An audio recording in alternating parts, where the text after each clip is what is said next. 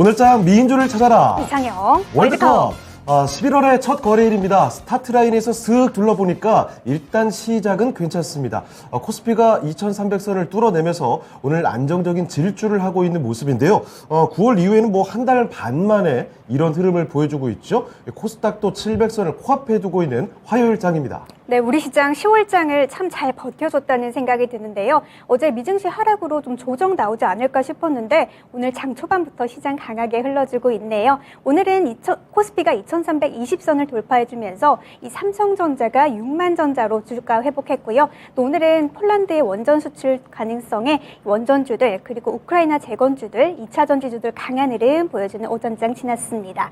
네, 오늘은 토마토 투자클럽의 김영일 전문가님 그리고 윤겸 전문가님과 함께 이야기 나눠보도록 하겠습니다. 안녕하세요. 네, 안녕하십니까. 네.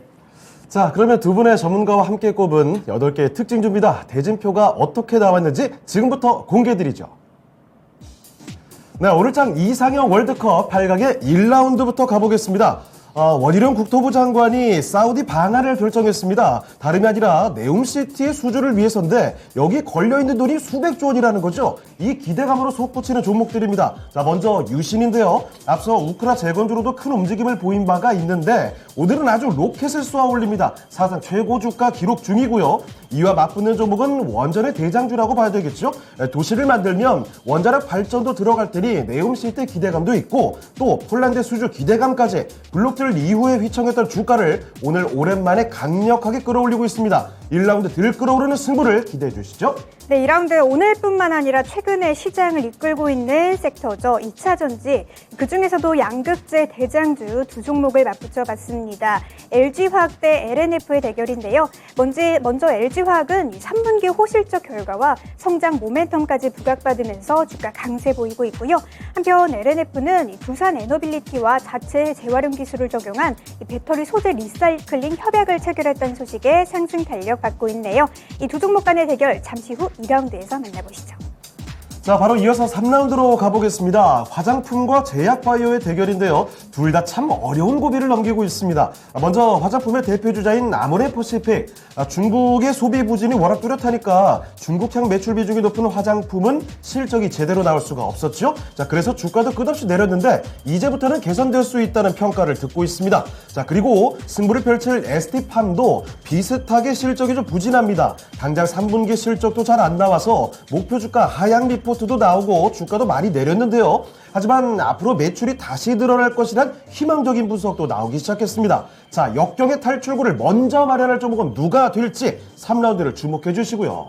네, 4라운드 러시아가 농산물 수출 협정을 중단한다는 소식에 어제부터 주가 상승하고 있는 사료 관련주 두 종목입니다. 팜스토리 대 한일사료의 대결인데요. 먼저 팜스토리는 어제 주가 7% 이상 상승하고 오늘도 상승 흐름 이어가고 있고요. 한일사료는 어제 주가 15% 이상 급등했던 종목인데 현재는 좀 하향 전환해준 모습이네요. 이 두 종목 간의 대결까지 8강에서 확인하시죠. 네, 8강의 1라운드부터 4라운드까지 이렇게 대진표를 간단히 좀 살펴드렸습니다. 자, 오늘은요, 종목 대결 들어가 보기 전에 시장에 대한 이야기부터 먼저 좀 따로 이야기해보고 들어가 보겠습니다. 요즘 금융시장이 난리가 났습니다. 레고랜드발 사태로 인해서 채권 시장이 꼭꼭 얼어붙었는데 돈이 돌질 않는다는 거죠. 자, 그래서 지금 정부에서도 얼마 전에 50조 원 플러스 알파를 푼다고 해서 유동성 공급 프로그램을 가동시키겠다 이야기를 했었고요. 게다가 오늘장에서는 화제가 되는 게 5대 금융지주가 올해 말까지 무려 95조 원의 자금 지원을 하겠다고 해서 지금 화제가 되고 있습니다. 이 돈이 또 어디로 갈지 시장에서는 어떤 영향을 미칠지도 궁금해지는데요. 자, 먼저 김영일 전문가님, 이 얘기 좀 어떻게 바라보고 계십니까? 일단 뭐 최근에 역시나 레고랜드발 이슈가 상당히 좀 시장에 화두가 되었었잖아요. 그렇죠. 이제 뭐 국채에 이어서 가장 신뢰도가 높은 이 지방채가 이제 지불이 안 된다. 안 얘기가. 네.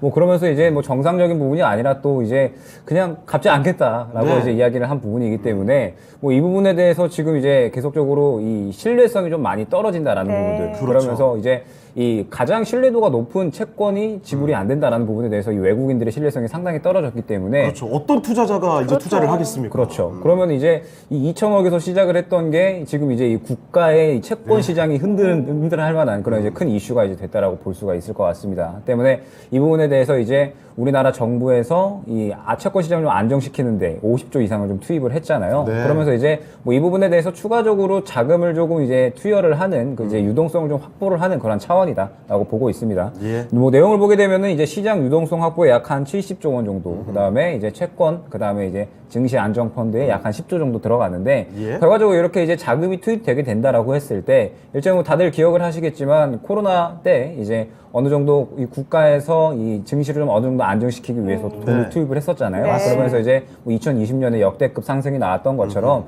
뭐 그것까지는 기대를 하면 안 되겠지만 네. 그래도 어느 정도 자금이 다시 한번 들어와 준다는 건 그래도 긍정적으로 보입니다. 어찌됐든 최근에 시장이 자금이 많이 좀 경직이 되어 있었거든요. 네. 대금이 많이 안 돌게 되면 당연히 또 이 투자가 원활하게 이루어지지 않고 그러면 그렇죠. 이제 증시의 흐름이 또 굉장히 조금 지지부진하게 이어질 수밖에 없기 때문에 어느 정도 이 돈이 들어간다라는 건 결과적으로는 긍정적으로 봐야 된다라는 점 때문에 뭐 지금 현재 상태에서 이렇게 약 80조 원, 90조 원 되는 이러한 자금이 좀 증시에 투입이 된다라는 건 분명히도 유동성 확보 차원에서 긍정적으로 봐야 될 것 같고요.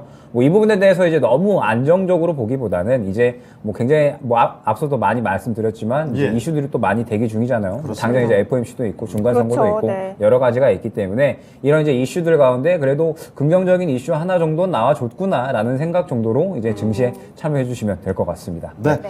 다들 아시다시피 기업 활동을 하는데 자기 돈만 가지고 하지 않습니다. 돈을 빌려야 되거든요. 자, 그런데 투자자들이 저 방금 언급해드렸던 것처럼 레고랜드발 사태 이후로 투자를 안 하게 되면 돈을 돌리지 않게 되면 네. 기업 활동이 어려우니까 시장에도 악영향을 미치겠죠.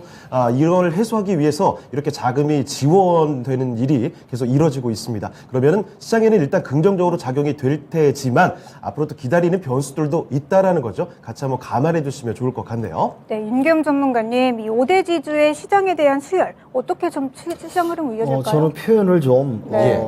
이제 한 단계 발빠른 CPR, 우리가 심폐소생 네. 이런 부분이 뭐 최근에 이제 엊그저께 이제 안타까운 그렇습니다. 이제 헬로윈 예. 이태원 사건이 있지 않았습니까? 그렇습니다. 그때도 이제 어떠한 CPR 이런 부분이 상당히 중요시했고 또 화두가 모르는 됐죠. 분도 많았었지 않습니까? 예. 그러다 보니까 이런 안타까운 사건이 일어났는데 지금 이제 금융 이 시장에 있어가지고 네. 레고랜드발 2,050억 원 부도 사태 직면 부분이 어떠한 이제 엄청난 파급 효과로 이제 금융시장에 메가토급 충격을 줬거든요. 그렇죠. 그러니까 지금 이제 정부에서 50조 원 또 투입했고 또 5대 금융주의사가 95조 원을 투입했다는 건 저는 한 발 빠른 네. 빠른 조치, 선제적인 조치다. 선제적인 CPR과 비슷한 예. 그런 조치를 이제 해 줌으로써 경색돼 있는 금융시장에 이제 활기를 불어 넣어주고 그렇죠. 어떻게 보면 이제 가뭄의 단비 역할을 하는 지금 뭐 전 세계 트리플 악재, 뭐 네. 인플레이션 금리 인상, 긴축에 의한 또 여러 가지 뭐 중국발 봉쇄 부분 이런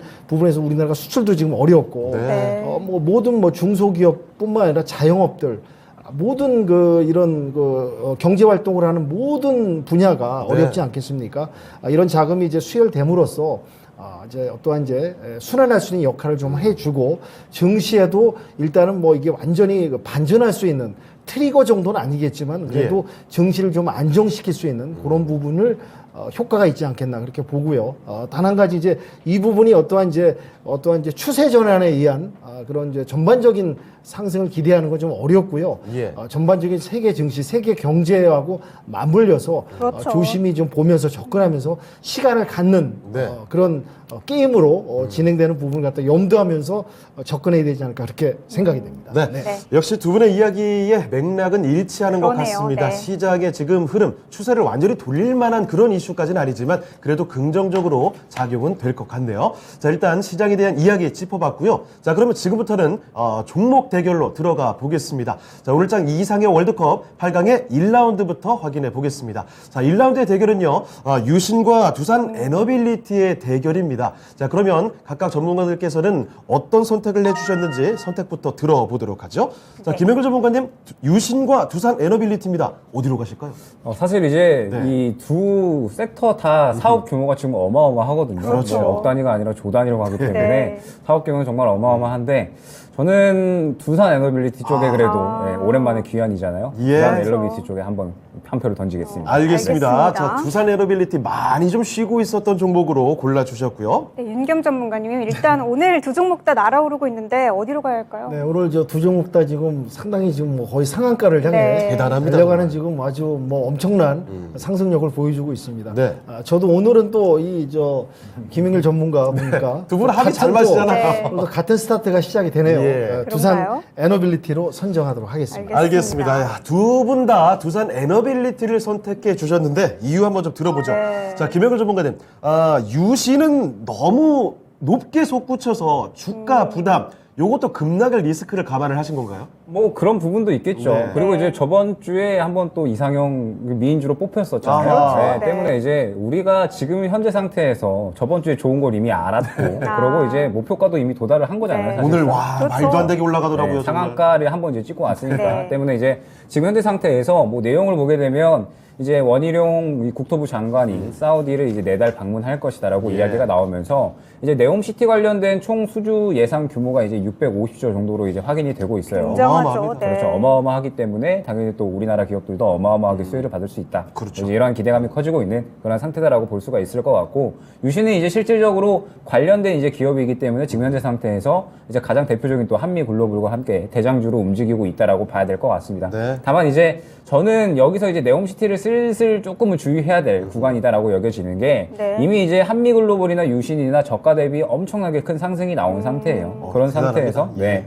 언제 이제 뭐 유신 같은 경우에 이제 신고가 흐름이거든요. 네. 그러면 이제 누구나 다 수익 중인 구간이고 그러면 이제 항상 말씀드리지만 조정이 또 네. 나오겠죠. 그렇죠. 언제 네. 차익 실현이 나와도 이상하지 않은 그런 이제 구간이다. 지금부터는 뭐 눈치 게임 보고 있는 거죠. 그러네요. 그렇죠. 이제 네. 언제 던지느냐, 던질까 말까 이러고 있는 그런 상태다라고 봐야 될 것 같고 지금 현재 상태에서 네옴시티 관련된 이야기는 분명히 저는 조금 더 이야기가 나올 수 있다라고 보고 있습니다. 네. 당연히 이제 뭐 수주권들을 계속해서 따내오게 되면 이 수주권들을 따내오는 그런 기업들이 또 이제 아무래도 주목을 받겠죠. 때문에 뭐 지금 현재 상태에서 사우디 네옴시티 관련된 이슈들은 충분히 시장에서 또 이야기가 더 나올 수 있다라고 보고는 있지만 분명하게 좀 순환을 대비를 해야 된다라는 점이죠. 지금 현재 상태에서 당장의 실적이 가셔야 되는 게 아니라 또 기대감으로 오르는 거잖아요. 그렇죠. 네, 때문에 지금 현재 상태에서는 약간의 트레이딩에 대한 부분도 어느 정도 좀 가미를 해서 이제 수익 볼 부분은 어느 정도 좀 챙기고 순환을 대비해야 되는 그런 구간이다라고 한다면 예. 두산 에너빌리티 같은 경우에는 이제 이 폴란드권 이제 수출권이 이제 최근에 또 나오면서 약 한 40조 정도 됩니다. 네. 규모가. 이것도 그러면서 대단한 거예요, 네, 정말. 지금 상대적으로 좀 적어 보이는 거지. 네. 상당히 이제 뭐 큰 규모다라고 볼 수 있을 것 같고 그렇습니다. 이제 두산 에너빌리티가 실질적으로 또 가장 관련돼서 수혜를 볼 수 있는 그런 기업이기 때문에 정말 이제 오랜만에 큰 상승이 나오고 있다라고 봐야 될 것 같아요. 이거 덩치가 시총이 10조짜리가 네. 그러니까요. 20%가 넘게 날아가고 있습니다. 쉽게 보기 힘든 그런 이제 상승률인데 굉장히 큰 상승률이 나오고 있다라는 거는 그만큼 이제 원전에 대한 기대감도 크고 그 다음에 지금 현재 원전에 대해서 이제 너무 좀 오래 쉬었기 때문에 저 많이 이제, 미끄러 내려왔거든요. 오랜만에 네. 이제 시선이 좀 쏠리고 있다라고 봐야 될 것 같습니다. 다만 이제 이 두산 에너빌리티에 대해서 이제 말씀을 드리고 싶은 거는 원전은 앞으로 꾸준하게 이야기가 될 것이다라는 점이에요. 최근에 이제 뭐 폴란드 수출권 이제 이야기 나오면서 한번 이제 탄력을 받았지만 네. 사실 지금 현재 구간도 많이 오른 건 마찬가지거든요. 네. 그렇죠. 많이 오른 건 마찬가지인데 지금 구간에서 이제 차익 실현이 나올 수 있다는 점을 어느 정도 염두를 한다면 이 원전 관련주들은 앞으로도 꾸준히 이야기가 되면서 이렇게 이야기가 나올 때마다 굉장히 좀 접근할 수 있을 만한 그런 구간들이 나올 것이다. 또 때문에 네옴시티랑도 또 관련이 있잖아요. 그렇죠. 이제 네. 네옴시티 관련해서도 이제 원전에 대한 그런 수주권이 추가적으로 또 나온다라고 했을 때 또 그렇죠. 충분히 이야기가 나올 수 있고 그 다음에 두산 에너빌리티가 이제 폐배터리 관련해서 또 새롭게 이슈가 나왔더라고요. 이제 사업 협력을 진행을 한다라고 네. 하면서 또 폐배터리 관련된 이슈가 나왔기 때문에 지금 현재 구간에서 상대적으로 덜 올랐고 그 다음에 지금 매물대에 부딪힐 만한 위치이기는 하지만 어느 정도 조정이 나왔을 때는 또 다시 한번 이야기가 나왔을 때 접근할 만한 메리트가 있는 종목이 예. 지금 현재 구간에서 두산 에너빌리티다라고 판단이 돼서 지금 상태에서는 두산 에너빌리티 쪽에 좀 더 메리트를 느꼈습니다. 알겠습니다. 네, 알겠습니다. 자, 그러면 윤겸 전문가께서도 두산 에너빌리티 골라주신데 이유가 분명히 있을 것 같아요. 두산 에너빌리티하고 예. 이제 유신을 좀 비유해서 표현하자면 네. 네. 유신은 이제 그 건설 건축 쪽에서 이제 빅마트다. 빅마트. 큰 슈퍼마켓이다. 네. 대형마트. 예, 예. 그리고 이제 두산 에너빌리티는 네. 종합백화점이다라는 표현을 좀 마트보다 센 게 뭐가 있을까 싶었는데 있습니다. 있네요. 네, 네. 두산 에너빌리 같은 경우는 이제 원전에서도 대형 원전, 예. SMR 이제 소형 원전도 하고, 그렇죠. 풍력도 취급하고, 맞아요. 지금 풍력이 잘 네. 언급이 안 되는데 네, 맞아요. 풍력도 풍력도 진행을 하고 있습니다. 거기다가 이제 LNF하고 이제 그 2차 전지 관련해서 그렇죠. 네. 협약도 맺고 이렇게 이제 무기가 다방면으로 이제 가고 있기 때문에 어차피 이제 미래산업 먹거리 정부에서 이제 추진하고 지원하는 6대 산업 섹터에 또 들어가고 있는 아주 그 중요한 파트의 이제 사업을 진행하고 있다는 네. 부분이 특징이고요. 예. 저는 이제 그 사우디가 진행하는 이제 네옴시티 요 이제 그 1년 우리나라 1년 예산 600조가 넘는 그런 어마어마한 굉장하죠. 그 네. 서울시의 44배 면적에 해당하는 이제 프로젝트가 진행되고 있는데요. 약간 이제 그 이제 해외 그 이 건설 관련 전문가들이라든지 사실 네옴시티에 참여했던 그 전문가들의 약간의 그 다른 의견이 있습니다. 오. 이 사업 진행이 과연 그 네. 기간에 맞춰서 정확하게 갈 것인가 또 그런 약간 이제 그런 우려도 있군요. 걱정과 네. 우려도 아마 있습니다. 예. 그러니까 제 얘기는 이제 이 네옴시티가 아마 진행은 될 것이라 보고 지금 뭐 첫 사업도 떠서 진행하는 부분이 보이긴 하나 지금 기대감에 의해서 이제 이 건설 관련주들이 네옴시티 관련주들이 상승한 부분이 있으나 사업 진행 과정에서 어떠한 이제 진통도 좀 어느 정도 들여다 봐야 되고요. 덜컹거림이 있으면 또 강당이 나올 수도 있어요. 그런 부분도 있고요. 또 하나 어떤 전문가가 재밌는 얘기를 했습니다. 뭐죠? 해외 이제 관련에 참여했던 전문가가 예. 있는데 이게 이 사업 진행의 어떤 과연 이 100% 계획대로 착착 진행되는 거에 대해서는 자기는 회의감이 든다. 예. 이게 만약에 진행되고 완성된다면 자기 손가락에 장을 지진다고 그랬습니다. 그래요? 예, 예. 그런가요? 그거는 이제 하나의 어허. 일부 의견입니다. 네네네. 어떤 대세는 이제 이쪽으로 흘러가고 진행될 수도 있겠지만 이제 이런 부분을 보면서 뭘 봐야 되느냐? 네. 과연 이제 정확한 기간에 착공이 잘 되고 순조롭게 갈 수 있는가? 중간에 이제 삐걱거릴 수 있는 부분도 있고 예산 부분이 너무 천문학적이다 보니까 그렇죠. 공사 기간 부분도 있고 레고랜드발도 마찬가지 않습니까? 진행하다가 어떤 변수에 의해서 지금 이제 완성이 이제 길어지면서 거기에 더 이제 나비 효과로 이런 건축 부분에도 문제가 있듯이 이런 부분도 봐가면서 진행을 해야 되지 않겠느냐. 그런 부분에서 이제 네. 네옴시티 관련도 보시면서 저는 두산 에너빌리티에 좀 더 네. 비중을 좀 두는 쪽으로 방향을 잡겠습니다. 알겠습니다. 알겠습니다. 자, 네옴시티를 바라보는 새로운 비유까지도 함께 들어봤고요. 자, 두 분 다 두산 에너빌리티를 골라주셨는데 시청자분들의 의견이 어떤지도 확인해 보겠습니다. 띄워주시죠. 자, 시청자분들의 선택, 역시 두산 에너빌리티. 오랜만에 폭발을 하는 만큼 시청자분들의 시선을 많이 뺏어가는군요. 72% 득표했고요. 두산 에너빌리티를 사각으로 올려보겠습니다. 네, 그러면 유신에 대한 가격 전략 윤겸 전문가님 어떻게 잡아볼까요? 네, 유시는 지금 여기서 지금 진짜 더 너무 올라갈까가 올라서, 좀 네. 의문인데 예. 만약에 더 상승하는 추가 동력이 있다면 6만 원 선, 맞을까 아니겠습니까? 네, 그렇죠. 6만 원 선은 네. 분명히 부딪히고 저항이 한번 나올 것이다. 너무 많이 올랐어요. 이런 점을 염두하시면서 예. 대응하셨으면 좋겠습니다. 네, 알겠습니다. 유신 현재 26% 넘게 상승하고 있는데요. 6만 원 선으로 가격 전략 제시해 주셨거든요. 많이 오른 종목이기 때문에 좀 추세를 잘 살펴보셔야 할 필요가 있을 것 같습니다. 네, 다음으로 이제 두 번째 라운드로 넘어가 볼 텐데요. 2차 전지 두 대장주의 대결입니다. 지금 바로 만나보시죠. 네, 오늘장 이상형 월드컵 8강의 2라운드로 만나보겠습니다. LG화학과 LNF 둘 다 뭐 양극재로 워낙에 키워드가 강력한 종목들이죠. LG화학 호실적 기록했고요. 게다가 증권사 평가도 굉장히 좋게 나왔습니다. 오늘장 보기 힘든 정말 급등세가 연출이 되고 있고요. LNF 당연히 양극재 대표적인 종목인데 두산 에너빌리티와 손잡았다는 이야기가 또 화제를 모으고 있습니다. LG화학과 LNF의 대결 지금부터 펼쳐보도록 하죠. 네, 김영일 전문가님 어떤 종목이 조금 더 나을까요?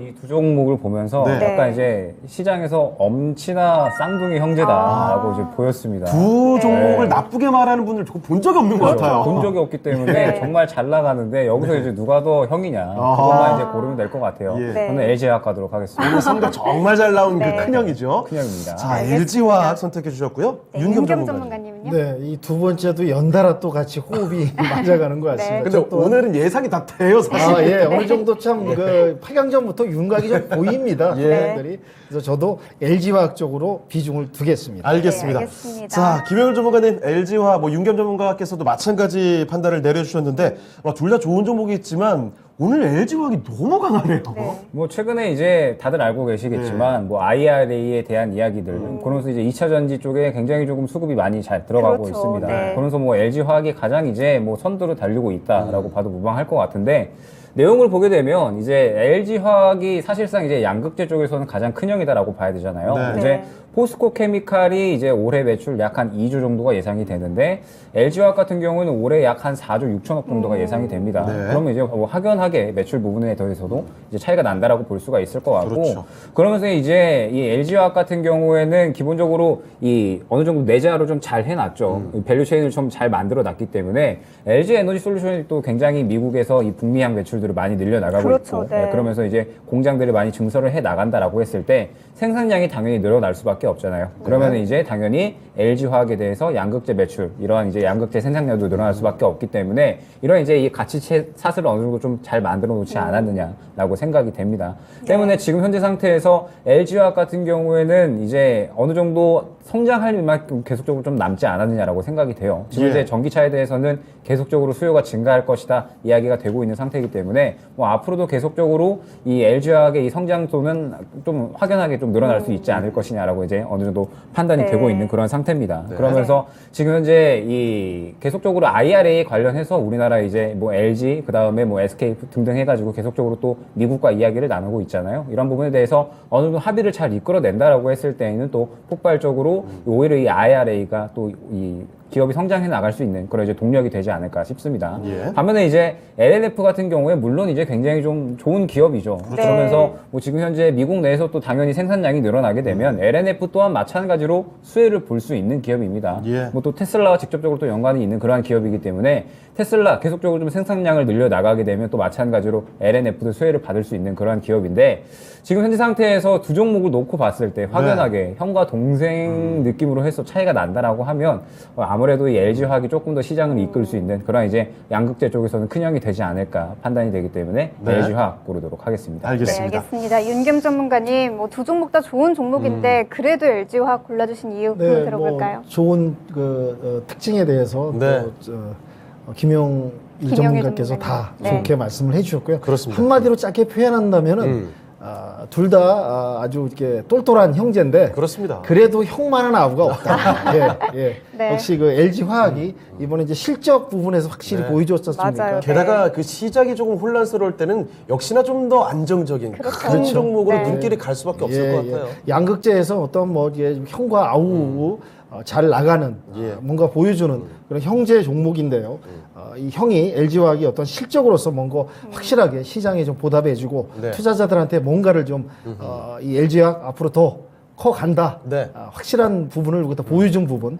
그다음에 테슬라 같은 경우도 양극재고 또 이제 또 협력 부분도 나왔고요. 예. 미국에서 테슬라에 납품하는 비중도 좀 크고 해서 4분기 또 실적도 좀 기대되는 부분이 있습니다. 네. 어떻게 보면 막상막하의 어떤 좋은 종목 섹터인데 그래도 LG화학 쪽에 네. 좀 비중을 둬야 되지 않을까 해서 LG화학 선택하도록 하겠습니다. 네. 알겠습니다. 어떤 종목이 더 상대적으로 떨어지냐 문제가 아닙니다. 네. 둘 다 좋은 종목인데 그러네요. LG화학이 그래도 비교적 우위를 가져간다 정도의 의견으로 알아들으시면 좋을 것 같습니다. 자, 그러면 두 전문가 모두 LG화학으로 골라주셨는데요. 시청자분들의 선택도 확인해 보겠습니다.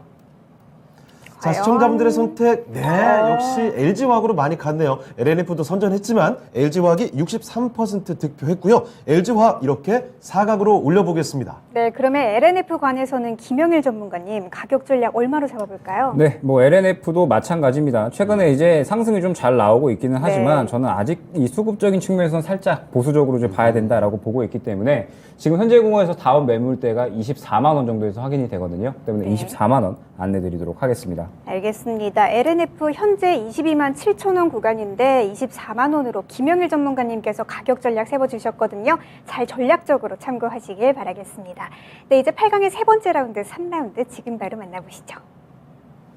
자, 오늘장 이상형 월드컵 8강의 3라운드로 넘어가 보겠습니다. 자, 이번에는 그동안 조금 안쓰러웠던 종목들입니다. 아모레퍼시픽과 ST팜, 이 화장품과 제약바이오 종목이죠. 그동안 실적도 그렇고 부진했고 주가도 많이 내려왔습니다만 그런데 앞으로는 점차 개선이 될 것이다. 마찬가지로 두 종목 모두 이런 평가를 듣고 있습니다. 앞으로 그러면 상승이 나왔을 때는 더 먼저 갈 수 있는, 그리고 더 안정적으로 갈 수 있는 종목은 어떤 종목이 될까요? 지금부터 가려보도록 하겠습니다. 네, 김영일 전문가님, 아까는 둘 다 좋았는데 이제는 또 어떤 종목이 그나마 낫냐 이걸 또 가려야 할 것 같아요. 둘 다 쉽지 않네요, 네. 정말. 네. 어떤 종목이 나을까요? 좀 말씀 주신 대로 네. 그나마 좀 괜찮아질 수 있다라고 이제 생각이 되는 종목이 무엇이냐라고 했을 때 저는 아모레 퍼시픽 쪽이 조금 더 무게가 기우네요. 네. 알겠습니다. 알겠습니다. 자, 아모레퍼시픽 김영일 전문가께서 골라주셨고요. 네, 윤겸 전문가님께서는요? 네, 좀 어려운 증시 속에서 이제 네. 연일 뭐 미끄러지듯이 이제 두 종목이 다 내려왔는데 그렇죠. 아찔하네. 어떻게 보면 좀 예전에 그래도 잘 나갔던 종목들이었는데 지금 네, 어떻게 보면 맞아요. 못난이 형제로 좀 치고 있는 아이고. 그런 안타까운 네. 시장입니다. 예. 그나마 이제 앞으로 사업 다각화를 좀 기대할 수 있는 저도 아모레 퍼시픽으로 어허. 잡아야 되지 않을까 그렇게 방향을 잡겠습니다. 알겠습니다. 알겠습니다. 자, 모처럼 화장품이 선택을 받는 그러네요. 이런 날이 있네요. 네. 자, 김영일 전문가님, 그동안 사실 화장품주에 대한 기대감이 너무 없었습니다. 네. 그래서 선택도 거의 잘 못 받았는데, 오늘은 아모레퍼시픽이 이렇게 선택을 받게 됐고요. 자, 그럼 ST팜 얘기도 조금 해볼게요. ST팜이 특별히 좀 어려운 점이 있나요? 일단은 사실 이제 ST팜 같은 경우는 외형 성장을 꾸준하게 잘 이뤄내고는 있습니다. 네. 다만 이제 작년에 또 실적이 워낙에 잘 나왔기 때문에 올해 이제 상대적으로 좀 적어 보이는 그런 측면도 있고, 그 다음에 네. 이제 뭐 기본적으로 판매를 좀 전략적으로 해야 되는데 네. 그런 부분들이 좀 잘 이루어지지 못하다 보니까 지금 이제 올해 3분기 실적이 약간은 이제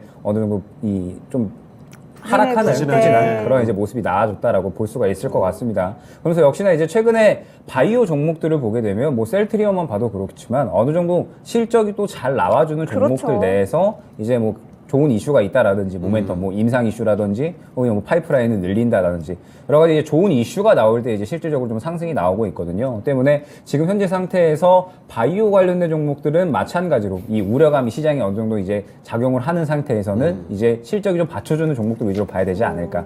ST팜 같은 경우에는 지금 현재 상태에서 외형 성장은 잘 이뤄냈지만 아직까지 실적은 지지부진하다라는 이야기가 많기 때문에 네. 이런 이제 실적이 좀 회복이 되려면 이제 또 뭐 신제품이라든지 이제 의약품들이 어느 정도 올라와 줘야 되는데 그러한 시기를 이제 한 24년 정도로 보고 있거든요. 네. 그러면 이제 상당히 시간이 많이 필요한 이제 멀었네요. 실적 개선에는 네. 시간이 좀 많이 필요한 상태다라고 봐야 될 것 같습니다. 예. 이제 반면에 뭐 아모레 퍼시픽 같은 경우에는 어느 정도 이제 그동안에 워낙에 좋지 않았잖아요. 최악은 지나가는 국면. 네, 그렇죠. 이제 최악은 지나가는 상태에서 최악을 지나가는 것뿐만 아니라 이제 좀 반등을 해야 되잖아요. 그래서 그렇죠. 화장품 업계에서도 사실 탈중국이라는 키워드가 저는 어느 정도는 작용을 한다라고 보고 네. 있습니다. 예. 네, 때문에 지금 현재 상태에서 아모레 퍼시픽이 이제 북미향 매출 상당히 좀 끌어올려주면서 이제 일전보다도 이제 2배 이상의 그런 이제 실적을 좀 기록을 하는 그런 이제 성과를 냈습니다. 때문에 지금 이제 탈중국화라는 키워드를 어느 정도 좀 잘 작용을 하면서 이제 매출처를 굉장히 좀 늘려나가고 있고 그러면서 예. 동시에 이제 중국에서 이제 어느 정도 이 제로 코로나 정책을 슬슬 이제 조금 유하게 풀어주지 않을까라는 기대감도 차오르고 있는 그런 상태이기 때문에 네.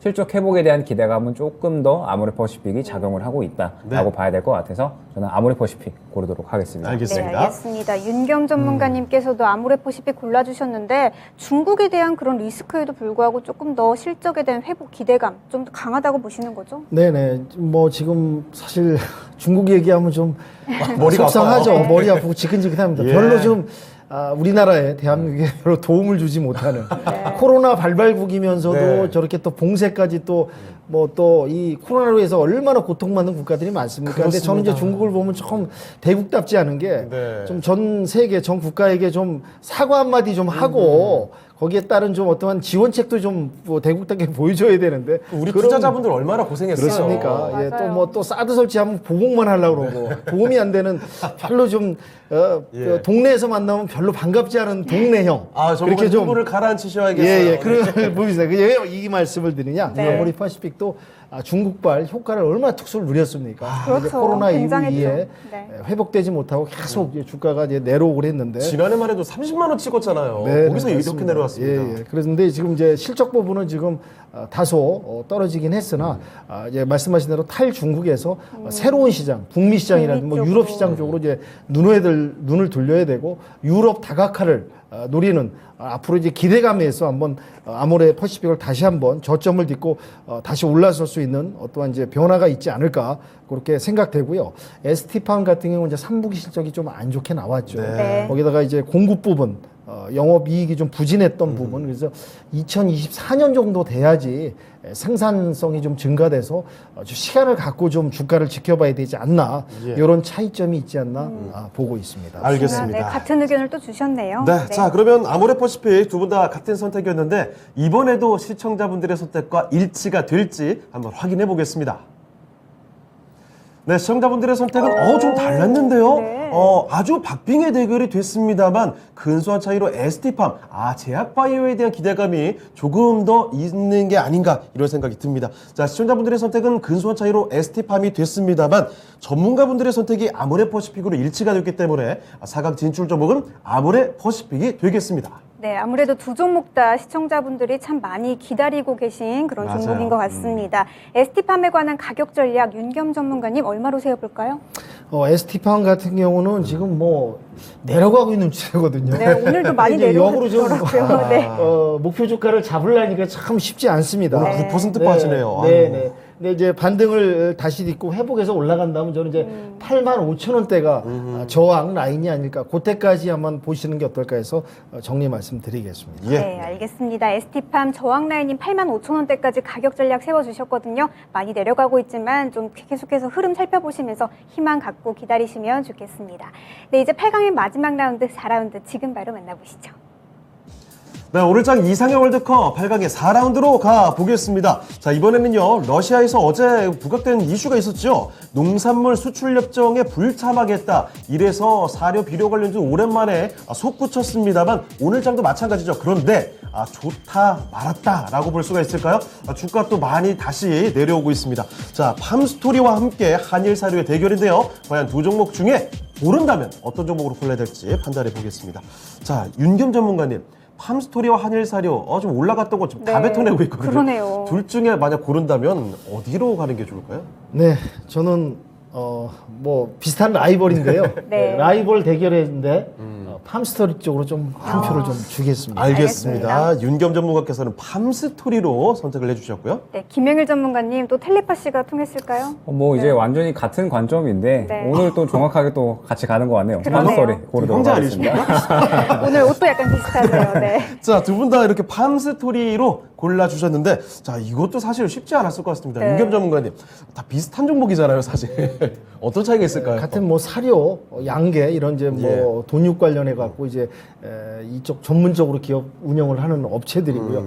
사실은 그때 이제 러우 전쟁 발발 전부터 이런 관련 종목들이 뭐 어마어마하게 뭐 연상해서 뭐 엄청난 고공행진을 하다가 곡물가 오르면서 비료, 사료, 네, 뭐 다 같이, 육계 이쪽 예. 같이 항상 움직였어요. 아주 어마어마하게 상승했습니다. 그래서 이제 그때도 이제 그 진입하시려는 분들이 이제 여기서 들어가야 되나 겁이 나서 못 들어갔어요. 네, 맞아요. 보유자의 영역이란 표현이 있다시피. 몇 배씩 근데도 가고, 네. 그때 주저하지 못하고 이제 주저하면서 못 들어가신 분들이 또 후회하는 종목이었거든요. 네. 너무 뭐 연일 뭐 며칠을 올라가 버리니까. 네. 그 다음엔 또 이제 주가가 또 이제 거기에 반대급부로 이제 차익 실현 매물 및 여러 가지 대내 악재에 의해서 전쟁이 또 장기화되면서 약발이 떨어지면서 네. 줄줄줄 내려온 그런 그 모양새의 주가입니다. 그렇습니다. 근데 이제 이 사료, 곡물, 비료 이런 그 관련주들은 조금 조심해야 될 필요가 있어요. 그렇죠. 지금 이제 시장하고 그때 시장하고 똑같다고 볼 수는 없거든요. 네. 그때는 이제 전쟁이 이제 터지기 전에 전운이 감돌면서 어떤 이제 예상되면서 전쟁이 터지면서 그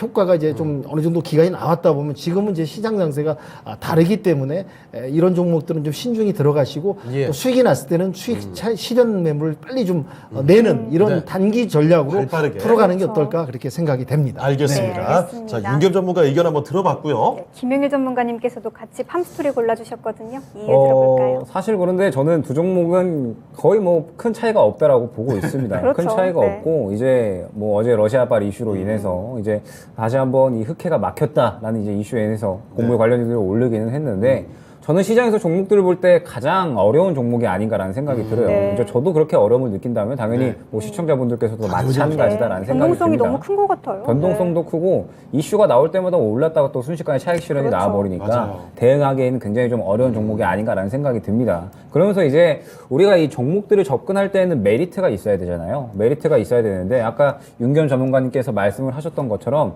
약발이 떨어졌다라는 느낌이 저는 이제 오늘 흐름에 그대로 또 들었습니다. 네. 지금 이제 오늘 오늘 흐름들을 보게 되면 정확하게 이제 오르는 듯 했다가 이전 매물대에 부딪히면서 네. 그대로 또 윗꼬리 그리고 차익 실현 다시 나오는 내려왔네요. 네. 그런 흐름을 좀 보여줬거든요. 때문에 지금 현재 상태에서 이 흑해가 막혔다라는 그런 이슈가 나오기는 했지만 결과적으로 주가를 끌어올리는 원동력이 되기에는 힘이 많이 부족한 그런 이슈였다. 때문에 지금 현재 상태에서 사실상 곡물 관련된 이슈들은 이 정도의 이슈로는 약발이 좀 되지 않는다라고 봐야 됩니다. 그러면 지금 현재 상태에서 사실상 메리트가 크게 없죠. 어제 나온 이슈로 인해서 살짝 반응 나온 정도지 네. 앞으로 꾸준하게 올라가 줄 것인가에 대해서는 당연히 의문이 있을 수밖에 없습니다. 다만 이제 팜스토리를 고른 건 그래도 그나마 수급적인 측면에서 조금 더 한일사료보다는 양호하다. 상대적으로. 네. 상대적으로입니다. 상대적으로라고. 상대적으로 양호합니다. 때문에 이제 네. 팜스토리를 고른 것이고 곡물 비료 관련주들은 이제 아까 말씀드렸듯이 개인 투자자들이 접근하기는 굉장히 좀 어려운 종목군들이니까 지금 현재 상태에서는 보수적으로 접근하는 것이 가장 좋다라고 안내해 드릴 수 있을 것 같습니다. 네. 알겠습니다. 자, 팜스토리와 한일사료 한때 정말 뭐 슈퍼스타였죠. 자, 그러면 지금 상태에서 여러분의 선택 과연 어떤 종목이 받을 수 있을까요? 상당히 박빙이 되지 않을까 싶습니다. 지금 결과를 띄워주시죠. 어떻습니까? 역시 오. 정말 아슬아슬한 대결이었고요. 저 거의 뭐 차이가 없습니다만 근소한 차이로 한일사료가 시청자분들의 선택을 받았습니다. 사실 뭐 상승폭이 더 컸던 종목이라서 아마 선택을 더 많이 받지 않나 생각이 드는데요. 어쨌든 시청자분들의 선택과 달리 전문가분들의 선택은 팜스토리로 일치가 됐기 때문에 4강 진출 종목은 팜스토리가 되겠습니다. 네, 그러면 상승하다가 지금 하락 전환한 한일사료관에서는 가격 전략 김영일 전문가님 얼마로 잡아볼까요? 네, 지금 하락을 하고 있는데 역시나 네. 이제 상승이 나온다라고 했을 때 다음 매물대까지를 볼 수 있겠죠. 17,100원 안내드리도록 하겠습니다. 네, 알겠습니다. 한일사료 17,100원으로 가격 전략 세워주셨거든요. 잘 참고하셔서 좀 대응을 하시길. 근데 가격 전략을 제대로 세워주신 게 맞을까요? 현재는 제가 적어온 게 6,000, 있는데 네. 느낌표를 일자로 잘못 봤는데 그런가요? 7,100원으로 네, 안내드리도록 어쩐지 하겠습니다. 네, 알겠습니다. 한일사료 현재 6,090원 구간인데 7,100원으로 가격 전략 세워주셨거든요. 잘 참고하시길 바라겠습니다. 목표 주가도 조금 좋다 말았네요. 그러네요. 네. 이제 4강으로 넘어가 볼 텐데요. 4강의 1라운드 원전 대 2차 전지의 대결입니다. 지금 바로 만나보시죠. 네, 오늘장 이상형 월드컵 4강의 1라운드로 가보겠습니다. 태조 2, 방 1의 대결입니다. 자, 두산 에어빌리티 원전의 대표적인 종목이죠. 오랜만에 오늘 주가가 폭발적으로 상승하는 모습 보여주고 있고요. 자, 그리고 LG화학 양극재로 뭐 대표되는 종목인데 매출이 너무 좋답니다. 자, 그래서 LG화학도 오늘장 급등 중이죠. 두산 에어빌리티와 LG화학 참 묵직한 종목들이 날아오르는 이번의 대결입니다. 4강의 1라운드로 가보시죠. 김영일 전문가님, 상승 탄력도 좋고 뭐 다 좋은 것 같은데 어디로 가야 할까요? 이거 어렵습니다. 가장 어려운 선택인 네. 것 같은데 저는 LG화학으로 가도록 하겠습니다. LG화학이요. 알겠습니다. 알겠습니다. 자, 김영일 전문가께서는 LG화학으로 가주셨습니다. 정말 눈빛에서 고민이 좀 느껴지긴 그렇죠. 했어요. 네. 자, 임경 그러면 전문가님. 네, 참 막상막하의 네. 혼전의 접전입니다. 참 선택하기 저도 어려웠는데 이번에는 한번 또 좀 반대적인 양면을 좀 보여주는 예. 두산 그런 에너빌리티로 차원에서 두산 가시는가요? 에너빌리티로 선택을 하도록 하겠습니다. 알겠습니다. 알겠습니다. 자, 두 분 선택이 사실 거의 일치하는 편인데 네. 이렇게 조금 다르게 갔다라는 거는 그만큼 이 두 종목이 다 좋다는 겁니다. 네. 고민이 많이 되셨다는 거죠. 자, 김영일 전문가님, LG화학을 더 좋게 보시는 이유는?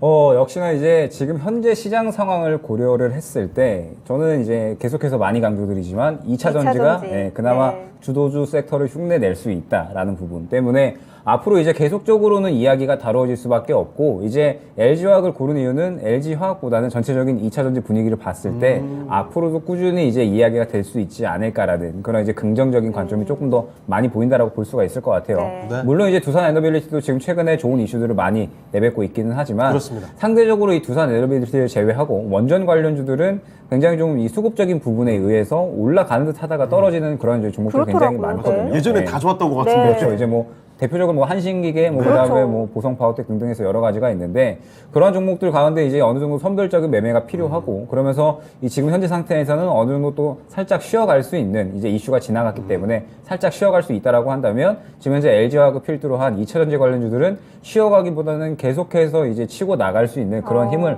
아직까지는 저는 보여주고 있다라고 보고 있습니다. 예. 때문에 지금 현재 시장 상황에서 여전히 2차 전지는 계속적으로 강할 수 있다라는 부분, 이 부분에 포커스를 맞춰서 저는 LG화 고르도록 하겠습니다. 네, 알겠습니다. 윤겸 전문가님께서는 또 반대로 선택해 주셨는데 네, 거의 뭐 중량급, 헤비급의 라이벌전이라고 한 표현을 좀 드리고 싶고요. 둘 다 핵펀치를 갖고 있는 예, 종목들이에요. 예, 맞습니다. 아주 뭐 혼전, 접전 막상막한데. 박빙 뭐다 예, 저는 네. 지금 이제 주가 차트상 LG화학은 상당히 좀 요 며칠 사이에도 올라왔습니다. 그렇죠. 어느 정도 네. 상승세를 좀 거의 지금 보여주고 조금은 이제 조정 구간에 들어갈 타이밍이 아닌가 좀 보고요. 네. 반대적으로 두산 에너빌리티는 이제 차트상 많이 저점을 내려왔기 딛고 때문에. 이런 이제 원전, 이런 이제 폴란드 이제 2기 협력 부분하고 이제 정부에서 또 유럽에 이제 10기를 갖다 건설하는 프로젝트에 의해서 이 두산 에너빌리티는 요 이제 초반 라운드에는 네. 뭐 15라운드 뭐 건두 경기 하겠지 않습니까지만 예. 3라운드, 5라운드로 봤을 때는 요 타이밍에서는 좀 더 주가가 상승 탄력이 있지 않겠나. 아직 체력이 좀 있어요. 네네네. 그래서 더 갈 수 있는 여지가 있다고 네. 봐서 조금 더 두산 에너빌리티에 좀 비중을 두었습니다. 알겠습니다. 네네. 자, 지금 시점에서 한 표씩 받아가는 두산 에너빌리티와 LG화학이거든요.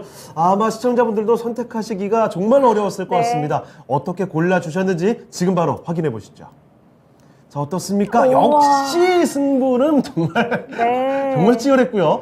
근소한 차이로 두산 에너빌리티가 오랜만에 기모으고 올라가서 그런가 봐요. 네. 54% 득표하면서 두산 에너빌리티 이렇게 결승까지 올라가겠습니다. 네, 그러면 LG화학관에서는 김영일 전문가님 가격 전략 얼마로 세워볼까요? 많이 올라온 건 맞습니다. 네. 그렇기 때문에 약간은 이제 보유자의 영역으로 좀 지켜봐 주셔야 된다라는 점 참고해 주시고 70만 원 목표가 안내드리도록 하겠습니다. 예. 네, 알겠습니다. LG화학 많이 올라왔기 때문에 현재 좀 보유자 영역으로 보시라는 말씀 주시면서 70만 원으로 가격 전략 세워주셨거든요. 잘 참고하시길 바라겠고요. 이제 4강의 2라운드로 넘어가 볼 텐데요. 결도 다르고 참 다른 두 종목의 대결입니다. 지금 바로 만나보시죠.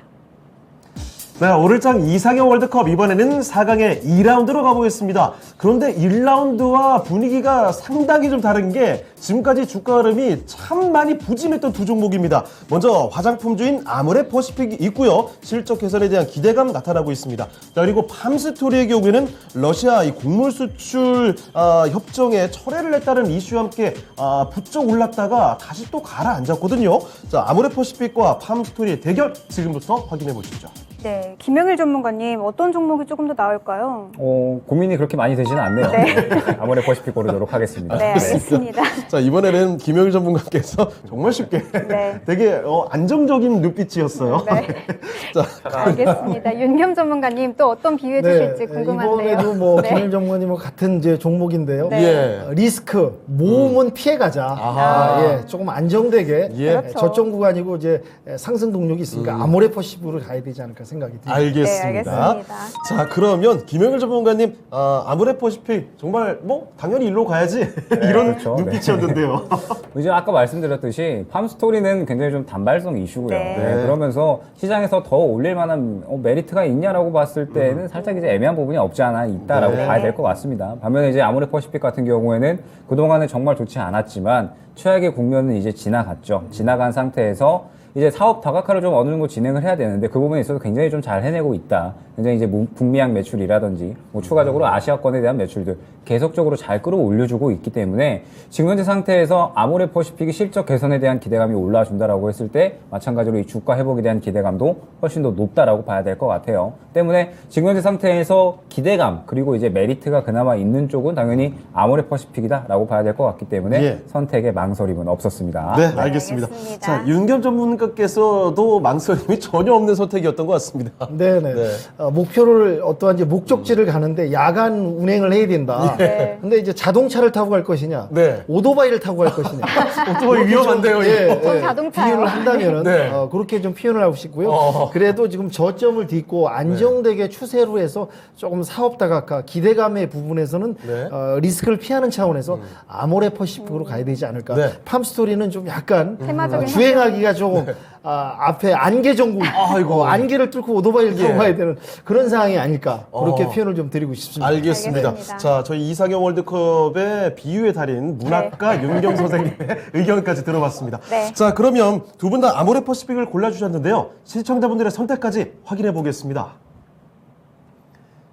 이번 승부는 뭐 아주 그러네요. 손쉽게 네. 승부가 난대요. 아모레 퍼시픽이 80%를 가져갔고요. 이렇게 만장일치로 결승까지 올라가겠습니다. 네, 그러면 팜스토리 관해서는 윤겸 전문가님 가격 전략 얼마로 잡아볼까요? 네, 팜스토리 이제 차트 보니까 한 2,500원까지 올라간다면 좀 저항 라인하고 부딪히는 부분인 것 같아요. 2,500원까지 보신다면 짧게 대응을 하셔야 되지 않을까 해서 2,500원 말씀드리도록 하겠습니다. 예. 네, 알겠습니다. 팜스토리 현재 2,025원 구간이기 때문에 조금 짧게 보실 것을 말씀 주시면서 2,500원으로 가격 전략 세워주셨네요. 잘 참고하시길 바라겠습니다. 네, 이제 오늘의 미인주를 가릴 결승전만 앞두고 있는데요. 오늘의 미인주 어떤 종목이 될지 지금 바로 공개해 주시죠. 자, 오늘장 이상형 월드컵 대박의 결승전으로 확인해 보겠습니다. 자, 먼저 두산 에너빌리티 원전주죠. 네옴시티에 대한 기대감, 그리고 폴란드 수주에 대한 기대감, 이렇게 한꺼번에 맞붙게 되면서 오늘 폭발하는 주가의 모습 확인이 되고 있고요. 자, 그리고 이와 맞붙는 종목이 아모레퍼시픽입니다. 중국 부진에 따라서 좀 내려왔던 종목인데요. 이 화장품주, 이 아모레퍼시픽은 실적의 개선에 대한 기대감과 함께 눈길을 끌고 있습니다. 자, 두산 에너빌리티와 아모레퍼시픽의 대결, 지금부터 확인해 보시죠. 네, 김영일 전문가님, 오늘의 미인주 어떤 종목이 될까요? 이 두산 에너빌리티를 보면 이제 그 반지의 제왕 보면 네. 되게 이제 전투가 힘들 때 간달프가 이제 말 끌고 와가지고 병력들 끌고 와서 이제 화려하게 귀환을 하잖아요. 네. 그런 느낌이 살짝 듭니다. 화려한 귀환 두산 에너빌리티 뽑도록 하겠습니다. 두산 에너 간달프, 네, 에너간달프. 두산 알겠습니다. 에너빌리티를 김영일 전문가께서 골라주셨고요. 네, 윤겸 전문가님께서는요. 네, 표현 너무 재밌게 잘 해주셨고요. 간달프가 나올 줄 몰랐어요. 아주 빵 이야. 터질 뻔했습니다. 살짝 터졌는데